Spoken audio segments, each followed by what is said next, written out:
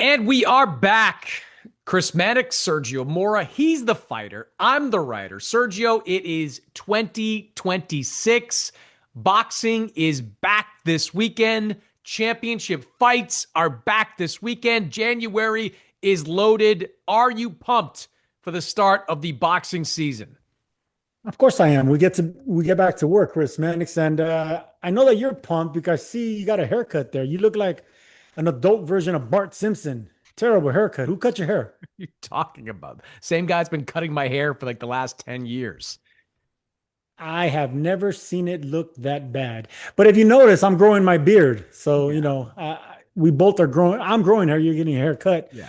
A man with a beard will never starve, in the words of Ernest Hemingway. You're like 3 weeks away from looking like the guy in Knocked Up that has the bet that he can't shave his beard. That's how far away you are. You're starting to look like you're starting to look a little unruly there, Sergio. I got to tell you. Well, look, whenever the cameras are on, I mean the real cameras, when it's fight night, then I'm gonna spruce up. Then, the boss won't let me have the beard. I gotta clean up and I gotta get facials and I get back to work. But for right now, I'm still in my winter phase. It's my winter phase, man. That's what it is. Winter phase. Winter's That's what been it going is. on for a little while now. I don't think winter phase should be Come on, starting man. It looks good on me.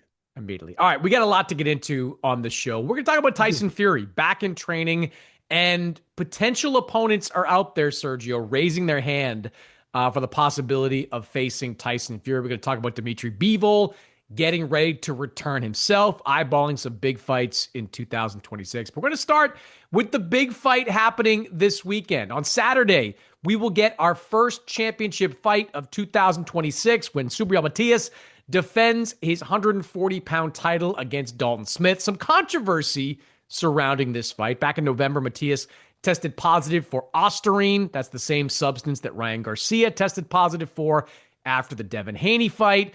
Both the New York State Athletic Commission and the WBC have elected to allow this fight to continue. I don't know what to say about that, but it means that Smith will go into his first world title fight against one of the best pressure boxers in the entire game. So, Sergio, does Dalton Smith, 18-0 Dalton Smith, have what it takes to outbox Subriel Matias? I think he does, but I don't think he has enough to win the fight all the way to the end. But it's going to be a good fight, boxer versus puncher. I really like this kid, but I just don't think he has the championship experience to deal with Subriel Matias, who's coming off some of his probably his best win against Puello, another boxer mover that he was able to pressure southpaw, and he was able to handle that fight. It was a good fight, close fight, but Matias found a way to win, and I think that's what Dalton Smith is going to actually be facing. I think he's going to have issues with Matias the later this fight goes, and I just don't think he has the power to keep him off. He's a good puncher. He's a boxer puncher. He's not a strict boxer, but you need to get the respect of Matias, or you're just going to get ran through because this isn't the same Matias that fought Liam Paro. Paro wasn't a puncher. He moved a lot. He was a good boxer. He beat Matias. But the thing about Matias is he learned from that. So now he knows how to cut down the ring, cut down the ring, cut down everything. So it's going to be one of these fights where I think Matias gets a late round stoppage. Oh, you said a lot there, and I'm not sure I agree with, much of it. Matias can be outboxed. We've seen it happen twice. Petros Ananian did it in 2020. Liam Paro did it in 2024. You mentioned the Puello fight. That was a really competitive fight. That could have gone either way. And Puello used the ring, used his boxing skills, and almost pulled off the decision against Subriel Matias. I think Dalton Smith does have the skills to outbox Matias. The question I have is, does he have the motor? Now, in talking to people that are in Dalton Smith's camp, one thing that's come up a lot is that they have really gone to school on that Liam Paro fight. And you use the word get the respect of Matias.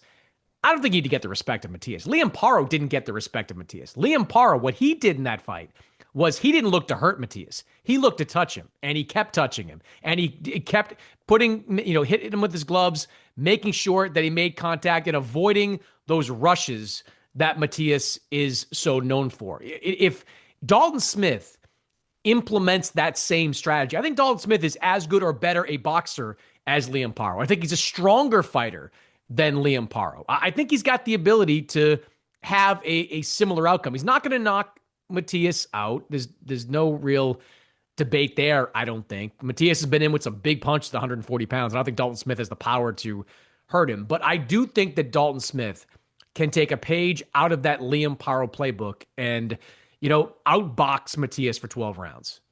Paro had a better resume than Dalton Smith. I think that's going to be the difference. And you talk about the engine, the conditioning. That's what makes Subriel Matias special. It's the fact that his conditioning is so excellent. It seems like he keeps getting stronger and stronger as the rounds go on. And guys that don't have power to hurt him, that's why they end up falling prey to this, because they end up having to box off the ropes or continuing to box in circles. And Matias in close fights is going to keep going forward. And in close rounds are usually going to edge the aggressor. And that's what I think happens with when you're facing a guy like Subriel Matias. Alberto Puello actually had power. He had the right game plan, but he kept fighting against the ropes. He kept getting cornered. And if you can't keep the fight in the middle of the ring, boxing, or get the respect by punching, then Matias is going to mow you down. And I just don't think Dalton Smith has the experience. I think he has the toughness, the skill, and the speed. The chin is up in the air. I want to see how he takes a punch as well. But it's all going to come down to, can you keep this monster off you for 12 rounds? Because you're not going to knock him out. So Dalton Smith's going to have a long night. I think he does well in the first half, probably wins the first half of the fight. It's the second half of the fight I think he's going to have issues with keeping this beast off him. Well, that's the MO of Matias, right? Where he lets you get a few rounds in, and then the middle of the fight, he wears you down, beats you up, and for the most part, knocks you out. I think you make a good point about the resume of Dalton Smith. I mean, if you look at it, his best win is probably against Jose Zepeda, and that was it was a very faded version of Zepeda. He'd already been beaten by Hitchens, beaten by Prograis. He wasn't the guy that he was earlier in his career. After that, you're looking at a lot of UK domestic wins. Not to say those aren't good wins, but they're not really world level guys that he was beating up at this point, including the last two fights, which have been domestic level guys as well. I think one variable, though, Sergio, that needs to be watched here. Matias did test positive for a banned substance, and he tested positive in November for a substance that, among other things, like increases your energy. Like that's the kind of thing that Ostarine is supposedly known to do. That's why Ryan Garcia got hit so hard in the aftermath of him testing positive, because a lot of people connected the Ostarine to the energetic performance that Ryan Garcia had. I mean, the New York Commission, the WBC, I don't agree with them just, waving this thing on, rubber stamping it through, saying there wasn't really enough in his system. It could have been something tainted. I don't know about that. But the reality is he was popped back in November. I don't know what impact a drug might have on someone like Subriel Matias. Like if he comes out as a lesser version than he once was, if he's not this buzzsaw that we've seen early in his career, then maybe you kind of wonder and say, all right, well, he tested positive in November. Was that, what has his career been something of a product of a banned sub? I think you have to keep that in the back of your mind when you're thinking about how this fight might play out. Look, I just think if Dalton Smith can just try to touch up Matias, when he comes forward, just tap him, combinations, get out, don't look for the knockout, don't look for some big counter shot. Don't try to knock him out to the body. It's just not going to happen. But if he can just touch him up, frustrate him, keep moving, I think he's got a chance to do what Paro did back in 2024.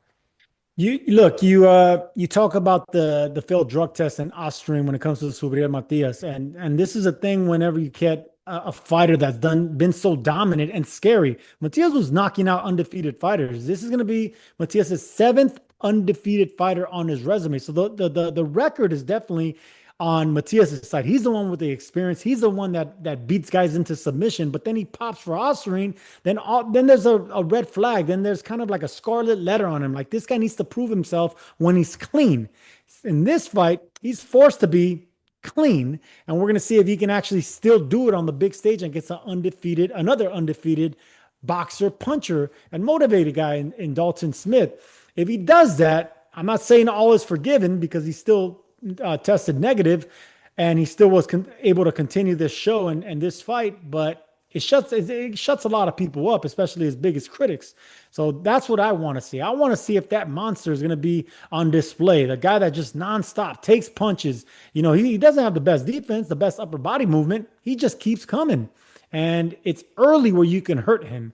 He kind of reminds me of another Puerto Rican champion, Felix Trinidad. Trinidad used to go down a lot early in his fights. He used to get clipped on the chin. He didn't have the punch resistance, but he would get mad. He would get up and knock guys out, undefeated fighters out. Matias is a little bit cut from that cloth, but Trinidad never got popped cheating. So, yeah, he has a lot to prove. Yeah, and look, you said that you think that Matias learned something from that Paro fight, improved. I haven't seen it. I mean, the guy we saw against Puello last summer looked a lot like the guy we saw against Paro in 2024. I just think he's the same guy. He is a come forward pressure fighter. I don't think he's the biggest puncher in the world. He doesn't win with one punch types of knockouts, but he does just wear you down. I think it'll be really interesting when we get to the fifth and sixth round to see if Matias still has that same motor, if he's still the same guy that we've seen in previous fights. That's what I'm watching. And I know Dalton Smith is untested, but I do think he's a pretty good fighter. And I think if he's committed to boxing in this fight and not looking to slug it out with Subriel Matias, he's got a pretty good chance of winning a decision. It is a fight in New York, and it's a Matias card. We should point that out, even though, from what I can tell, nobody's buying any tickets to this fight. It is a Matias promoted show, so you got to keep that in the back of your mind. A Puerto Rican fighting in New York, that's usually good for the Puerto Rican. But all those variables aside, I think Dalton Smith's got a pretty good chance of outboxing Matias for a decision. Yeah, well, you got to remember, Paro and Puello were southpaws. They were boxing. They boxed in the back foot, but they were left-handers. And this kid, 18-0, doesn't have the experience, doesn't have the resume. He has a big backing he has a backing in the UK, and he has a lot of potential. He reminds me of Carl Frampton a little bit, but Frampton proved to be the goods on the championship level. Dalton Smith has a lot to prove, but if he can get past a beast and a monster and a champion like this, the UK might have something special in Dalton Smith. Yeah, and just to add on to the strategy part, like Jeremiah Ponce, undefeated at the time, tried to slug it out with Subriel Matias. He got knocked out in the fifth round.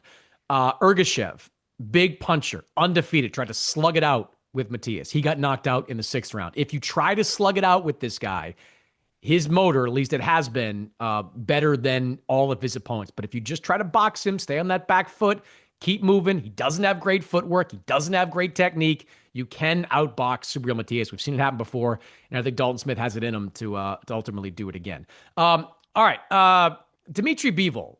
Haven't heard that name in a while. Remember him? He is preparing to make his return to the ring. Bivol has not fought since defeating Artur Beterbiev in the rematch between the two back in February. He had back surgery last summer that kept him out for the rest of 2025. Sergio Bivol is targeting a mandatory title defense against Michael Eifert in the first quarter before looking for bigger fights, which could include the rubber match with Artur Beterbiev. Sergio, are you down for Bivol Beterbiev Part 3?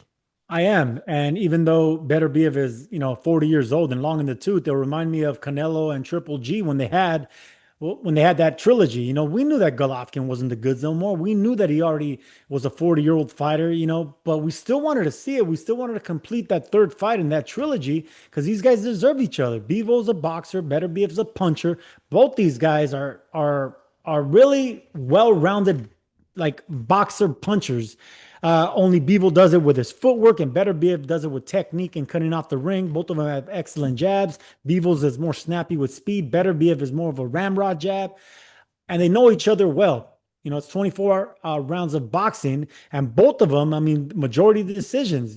The first one, Beterbiev, I thought should have probably, Bivol should have probably won. Beterbiev won. The second one, it was the vice versa. It all depends what you're going for, but either way, these guys are meant for each other, and I want to see the third one because sometimes in that third fight we get the knockout as well. Wait, you thought Beterbiev won the rematch? I thought Bivol boxed first. I thought Bivol won the first one, Beterbiev won, and it was vice versa in the second fight around. So you thought Beterbiev won the rematch? I did. Okay, so all right. Well, I think that's crazy.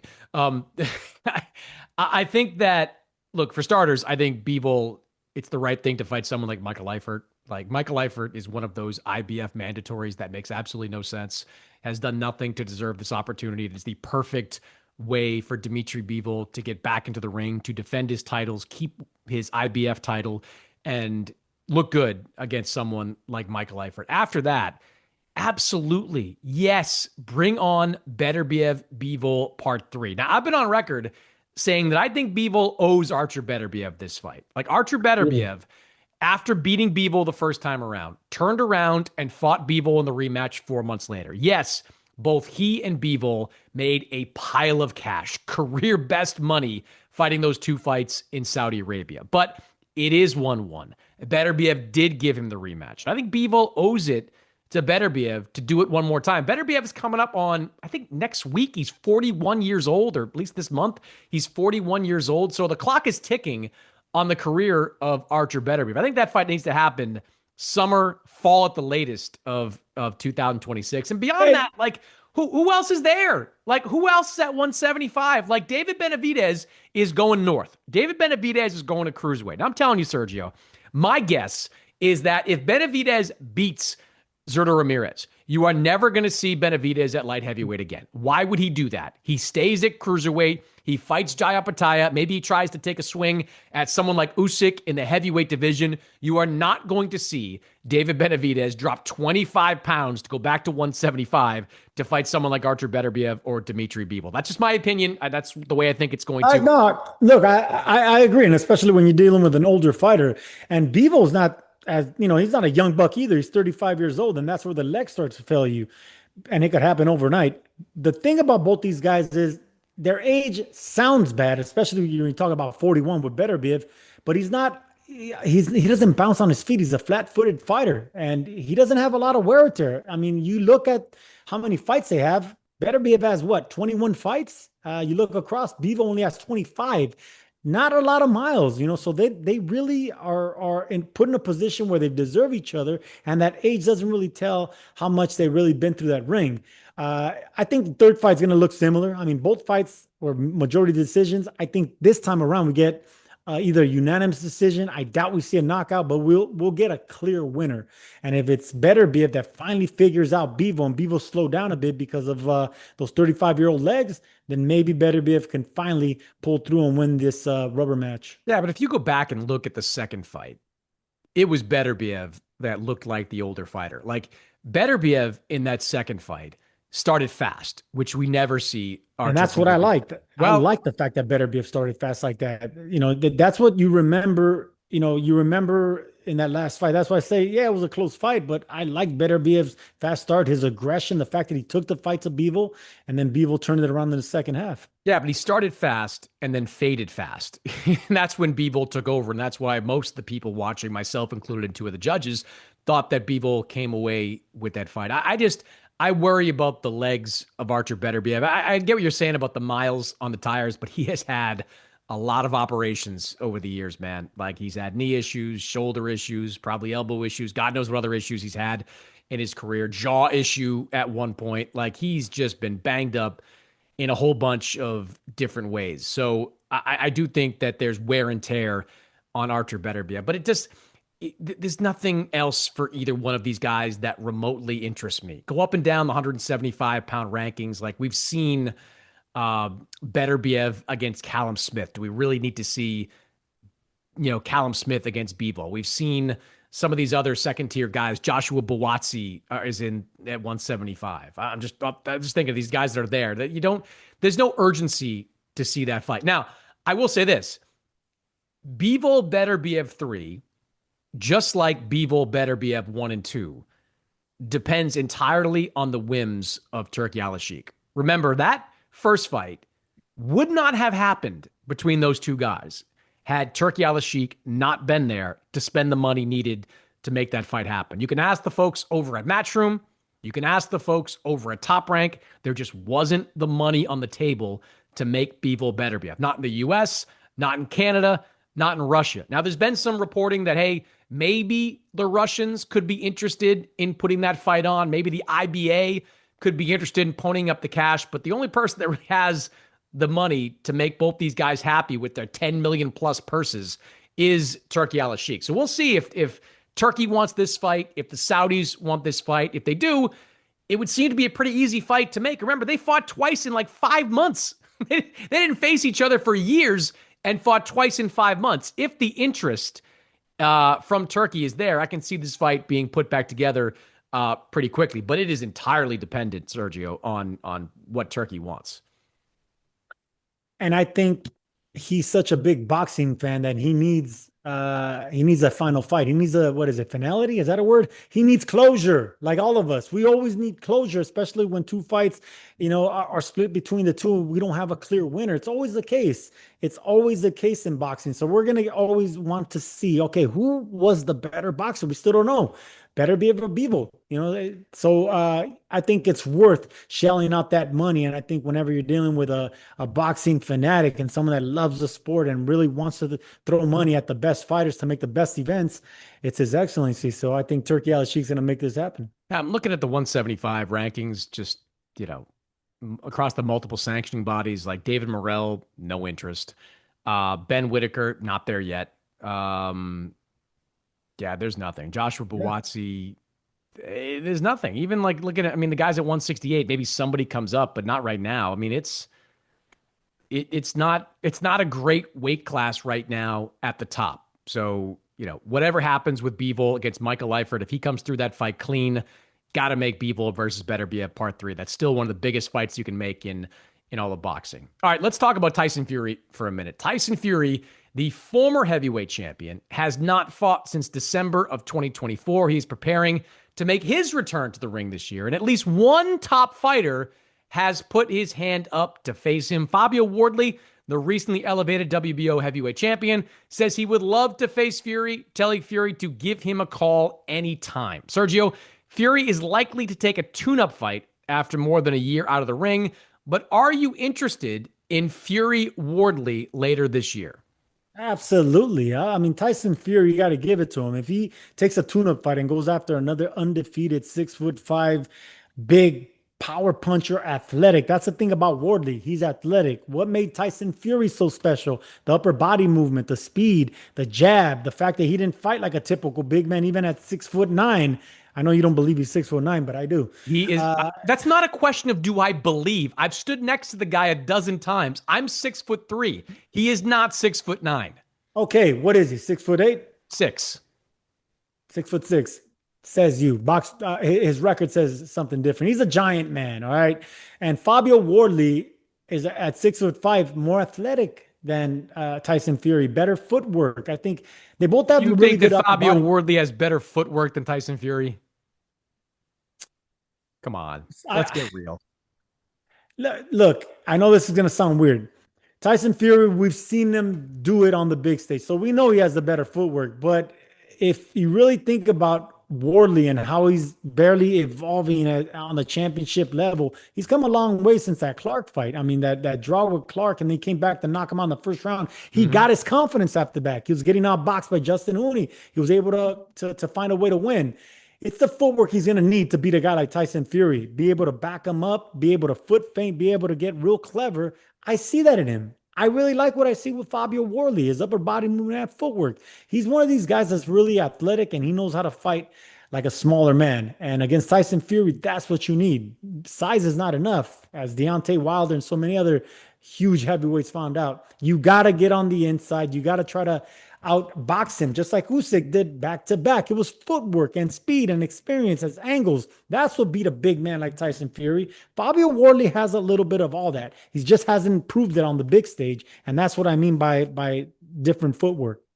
Yeah, I love a Wardley fight for Tyson Fury. I think it's a very big fight in the UK, not on the level of Fury Anthony Joshua, but no fight is on the level of Fury Anthony Joshua. But it is a pretty big domestic fight, the fight that you could probably do in some kind of stadium summer of 2026 and do a pretty good crowd, Wembley or something like that, Tottenham Hotspur, I don't know, somewhere in that area.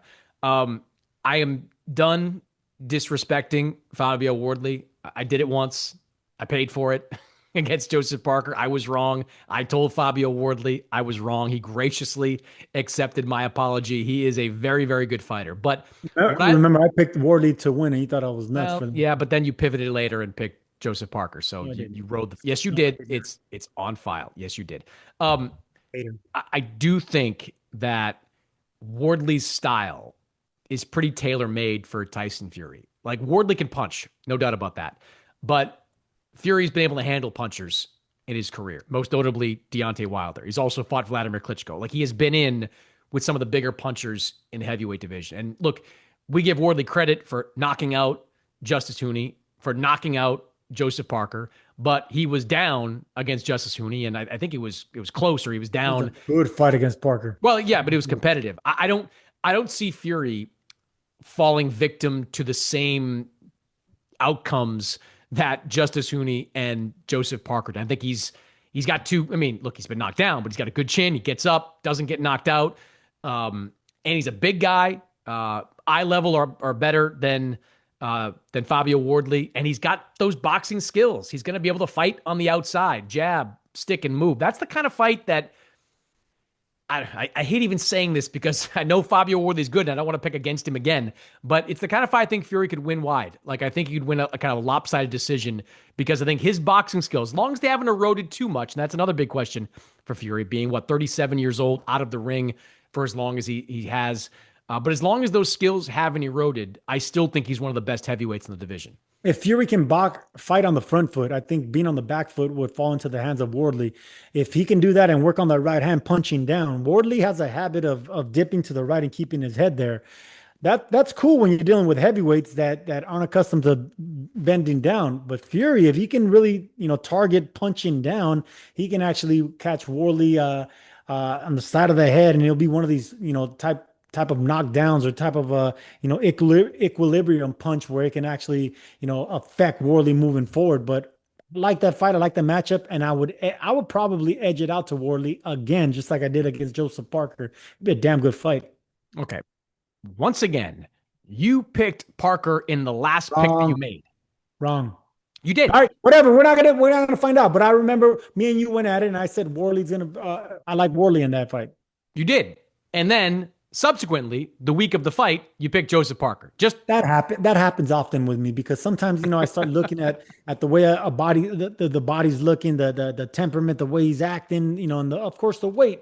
Whenever the weigh in, how they look. But with heavyweights, that doesn't really matter. It just it goes off of feeling. But I like Fabio Wardley. I think at 31 years old, he has a lot of fight left, and all these other guys, they're a lot older, especially a guy like Tyson Fury at 37. wait. So I want to get this on record. Get on record. Wardley Fury, summer of 2026. You are taking Fabio Wardley to hand Tyson Fury his third pro defeat. Yes, by decision in a really good fight. This is but that's the crazy part. Like, if you told me that Fabio Wardley was going to knock Tyson Fury out, I can kind of see that because we've seen Tyson Fury knocked down before. We've seen him hurt before. We saw him knocked down by Francis Ngannou. Like, he gets knocked down. Maybe Fabio Wardley, at this advanced age of Tyson Fury, can do enough to get the knockout. But I don't know how you're seeing the level of boxing skill in Fabio Wardley to outbox Tyson Fury, who has Outpoint. I didn't say outbox, outpoint. And here's the thing that you're not looking thing. at. Aside from age, 37 years old. So age plus inactivity equals Tyson Fury not being at his sharpest, and a young, hungry fighter that has momentum coming off his best wins, probably his best win against Parker, going in a different direction. So I like Wardley. That's the way I'm seeing it. Well, which again, you'll probably change your mind after you see Tyson Fury blow away whoever he's going to fight in the first quarter of this year. And look, we'll learn a lot about the state of Tyson Fury then. Right now, he's back in training camp. He's talking like a guy once again that is looking to fight until the wheels come off. Look, again, whoever he fights in the spring, we'll find out what he has left in that fight. But if there is still a lot left in the tank, Sergio, I can't envision a scenario where Wardley outboxes him. If you tell me he stops him, I'll buy that. He's got power. That right hand is real. It's getting better every single fight. This is a guy that did not have an amateur career. He's learning on the fly. He's getting better every single fight. But he's not a better boxer than Tyson Fury. Tyson Fury was on the pound for pound list for many years. You're not going to see Wardley on that pound for pound list. You're going to see him with heavyweight championships, and that means more because that means money. But the idea that Fury's going to get outboxed by anyone at heavyweight besides Usyk, I never said I'll box, but I'll point, I'll what? pressure. Tell me what the difference is. You A guy get that's coming outpointed, you forward, get a guy that's outboxed. always a guy that's coming forward, a guy that's always touching you. We know that Tyson Fury likes being against the ropes a little bit too long sometimes. A guy like Wardley's gonna keep pecking, punching the chin, punching the both sides of the body, and then Fury will start moving, start jabbing. Wardley has good upper body movement, just like Fury. So I just like the younger fighter, the fresher fighter, the fighter with momentum. And Fury, man, whenever you're dealing with going up and down, fluctuating in weight, it's bound to catch up on you, especially the older you are. Trust me, It I've been there. hasn't. It had not like that. Well, Fury once was 400 plus pounds, went down in weight and got a draw against Deontay Wilder and got off the deck in the 12th round. Followed it up with 2 straight wins against Deontay Wilder. So if anyone can shed the weight and get back to looking like he once did, I just want to be clear and on record for myself here, like because I am not. Don't aggregate me, anybody. I am not dissing Fabio Wardley. I think Fabio Wardley is a very good fighter. I think he's getting better every single fight. It's just Fury is a pound for pound guy when he's at his best. He's a great boxer. And I don't really know what you're talking about when you're saying he can outpoint and not outbox. The only way you can really outpoint somebody is if you outbox him, unless every round is that you win is a knockdown and every one that you lose isn't. I don't really understand that concept. Beterbiev outpointed the better boxer in Bivol. That's what I mean. Outpointed him when he beat him that second time around. You just touch whatever you can. Keep coming forward. Keep coming off the ring. Just apply volume. That's in a close fight. That's what judges are sometimes going to favor. That's how I could see a guy like Wardley being an older, inactive champion. That's all I'm saying. Former champion. I don't know, man. Like the Justice Tunney fight was revealing. The Parker fight was revealing. The eraser is there for Fabio Wardley, but if it's if it's Fury at like 95% of what he was against Alexander Usyk, which is still the only guy to ever beat Tyson Fury for the record, I think outboxing him is a little bit of a pipe dream. Maybe land that one big shot. That's a game changer. I could see that happening, but the outboxing, I do not.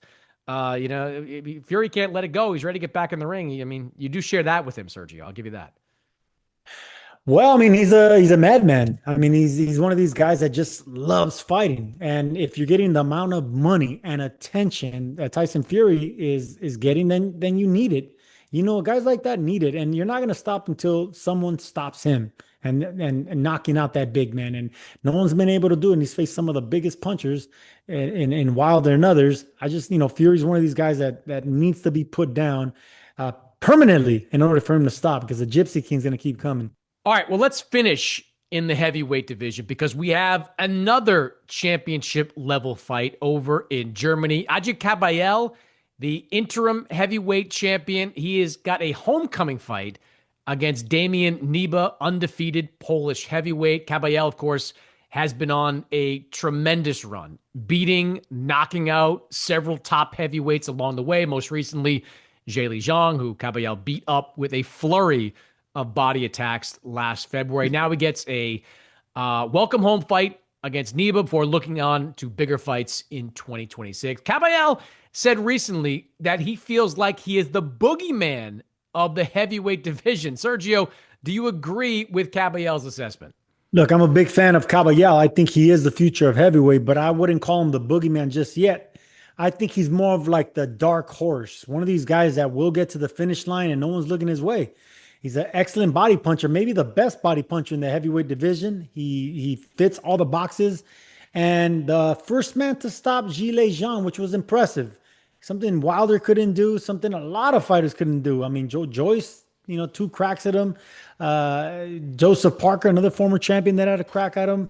Ergovich. I mean, a lot of good fighters couldn't stop a big bang, but this man was. So I got to give him credit. He digs down to the body. He knows how to fight. Get on the inside. He has a big right hand, sets it up with a nice jab, and I think he's evolving nicely. So I think he is the future of the heavyweight division, but I wouldn't call him a boogeyman just yet. Well, he's 33 years old, so he's the present of the heavyweight division. I don't know if he's the future. I'm not sure how many good years Kabayel has left. And I actually agree with him. I think he is the boogeyman. You look at the guys that Kabayel has beaten over the last couple of years. He knocks out Arslan Makhmudov back when Makhmudov was undefeated, looked like one of the most fearsome guys coming up the ranks at heavyweight. He knocks out Frank Sanchez, who was undefeated at that time. He knocks out Jay Zhang. So he's not just beating guys, he's beating them down. This is a guy that's not the tallest of the heavyweights, but he wins with hand speed, with footwork, and that body attack that you were talking about. And like, someone is a boogeyman if other top fighters are not looking their way. And you don't hear any of the top fighters mentioning the name of Adjei Kabayel. You don't hear about Alexander Usyk defending his unified championship against Kabayel. I haven't seen Fabio Wardley talking about fighting Kabayel in his next fight. Daniel Dubois, Zhang, like, in a rematch, like, there aren't a lot of these top tier heavyweights are not looking the way of Kabayel. So I think he is the boogeyman. And look, we talked about this a little bit on our last podcast. Outside of Usyk, I think Kabayel is the number one heavyweight in the division. I think he's better at this point than Dubois. I think he's better at this point than Joseph Parker or Wardley or any of the other top guys that might make up the top of that division. He's proven it with his recent fight. So yeah, I think he is the boogeyman, because until somebody's, at the top level is calling his name and saying they want to step in the ring with him, I'm not sure what else a boogeyman has to do to be called that. All right. Well, look, if Kabayel is the boogeyman in your book, then what do you call Italma in your book? Rising superstar. Like, he's No, not the look, boogeyman, though. in these eyes, I think Moses Italma is the future, guaranteed. He can't He miss is, because he's being 21, the 22 future. years old. Yeah, he's the future of heavyweight. He's the boogie. He's a pup of a boogeyman, but he's a boogeyman. All right, don't get it twisted. This guy has power. He's a southpaw. He has footwork, and he has age on his favor, and he has a big promotional backing. So I think Moses Italma is not only the future, but he's also a boogeyman. Yeah, but he's not the boogeyman. Look, Like, man, the that's thing about different. Kabayel, he grinds fighters down. He's kind of like a Ken Norton type, one of these guys that knows how to chop guys down. He knows how to fight like a big man, but he gets on the inside and gives up his size. He's a damn good fighter, all right, and he's very popular in Germany. I think he's going to sell a lot of tickets, especially if they keep him in that home base. But they gotta still be careful with him, because he could still have a hiccup. I think he is the future. I just 33. wouldn't. He's I 33 years old. What do Yeah, you want the but guy to do? heavyweights can fight until the mid to late 30s. I mean, look at all the top heavyweights right now. They're in his all mid 35 30s. plus. He's in his mid So 30s. I'm sorry. He's in his mid 30s. Okay, 33. Yeah, I think he's 33 years old. He You're is. dealing with a guy that as an excellent fighter, he's already come up the. They moved him right. He got in this position for a reason, and I think he will win a world title. But it has to be against a certain fighter. Once these belts become available, Caballero will pick up a title. He's that good. But I also think, there's a lot of guys, a crop of new young talent that's right behind him that are going to give him fits as well. So it's going to be interesting to see what's the next generation of heavyweights. Caballero's in that mix. You asked me I think a podcast or two ago, if he was top 5. And I said, yes, he was top 5. Now you're calling him, and they're number 1. I just don't see how that changed in one or 2 weeks, Mannix. Because the only person that you could put at number 1 ahead of him right now is Wardley. And even though Wardley has that win over Joseph Parker, I think that the number of quality wins that Caballero has had over the last couple of years with the guys I just mentioned, that to me is earning that number 1 spot. Look, this fight in Germany, even though it's against a guy that most people have never heard of, I think this is a really big fight for Caballero. I've talked to you about this before, but what I've been told is that this fight is selling a lot of tickets over in Germany. It's going to be streamed on DAZN. If Caballero goes out and looks spectacular in this fight, I don't think there's any reason to believe he can't do something like that. If he goes out and makes a statement, I think that's going to be big, because he's been fighting in Saudi Arabia, and that's great. You're getting big fights. You're able to show the world that you're one of the best heavyweights in all of boxing. But this is his opportunity to not just show the world that he's a great fighter, but that he's also an attraction. And maybe there's somebody out there, whether it's someone like Filip Hrgović or somebody like Daniel Dubois, who is like, all right, I want to fight for an interim title or fight for a vacant title or whatever it may be. Now, all of a sudden, I see a guy over in Germany with a fan base. I see a guy who can bring some money to the table as well. I think, look, the most important fights of Caballel's career were the three previous ones when he ran the table on three of the better heavyweights in boxing. This now is important for a very different reason. If he sells out the building he's fighting in, I think that's going to be a real feather in the cap. It's going to get Caballel the fights that he's looking for. If you can get a knockout against an undefeated fighter that's going to be 4 inches taller, he's going to be 4 years younger, he's going to be everything's going to be short when it comes to Caballero. He's going to be look shorter. He's going to have the shorter reach, and he's going to be the older fighter. And if you could pack that house and knock this undefeated, take that guy zero, then it's a great look. Aesthetically, it just looks perfect on this guy because Caballero, in your eyes, is a boogeyman knocking out guys and taking zeros in his hometown. That's how you turn eyeballs. So other fighters, other former champions, other names, guys like Dubois and other former champions, they're going to want to look his way, even though he's not a champion or a former champion yet, because he sells tickets. So as long as you have a zero on your record and you're selling tickets, putting butts in seats, they want to fight that man. So I think he is the goods. He is a ticket seller. I think he is a future champion. But to the beginning of your question, Mannix, he's not the boogeyman just yet in my book. Yeah, but young fighters, you don't look at young fighters as being the boogeyman. Like Itauma's like this young guy that represents too much risk for the reward that you're going to get. Caballel, 33 years old. And look, there's a risk reward. I put Fabio Wardley ahead of Caballel. And as a boogeyman? We're not calling Wardley a boogeyman. He's far from a boogeyman. But he's the goods as well. He's fun to watch. He's a big man with a big punch. He gets hit, so he's exciting TV. He comes back from behind and knocks out fighters. Wardley's not a boogeyman. Caballero's not a boogeyman, but both these guys have the potential to be champions and knock out boogeymen. Well, I look to put a button on it. I also think this is where a sanctioning body like the WBC can step in and do the right thing. We know that Usyk is targeting a fight against Deontay Wilder in the first half of 2026. Great. Usyk deserves that type of fight. He's been in war after war since the very beginning of his career, it seems like. But after that fight, if Usyk does not want to fight Caballel, the WBC needs to strip him of that title or he needs to vacate that title. It's simple as that. Like, it's great when guys are able to collect all of these belts, but at the same time, if you're not going to defend it against the next top contender, and Caballel has had that belt for almost a year now. He's earned a big opportunity based on his previous fights. I think that's what a sanctioning body like the WBC should do. They should recognize that Caballel has earned this opportunity and he deserves to fight for a full world title. By the way, did anybody ask you to go over to Germany to call this fight? I figured you'd be big in Germany. Wasn't the Contender like a top show amongst the Germans back in the day? No, you know what? It was shown in Germany, and I believe it did well in Germany. But if they do ask me, I will go. I mean, Germany's a fun country. There's some great cities out there, and yeah, I would love to go to Germany. Yes, I have that ethnic look, Max. I'll fit in any country. You too. I'll give you that. You can Armenia, Mexico, Russia. It doesn't really matter. Turkey. Istanbul. I don't care where I go, man. I blend in. You, on the other hand, I don't think you blend. Can you even grow a beard? I mean, I've never seen you with a 5 o'clock shadow. You're almost 50. You're pushing 50. I'm not pushing 50. I'm the exact same age as you. I would say you have a baby face, but you have like a baby butt face.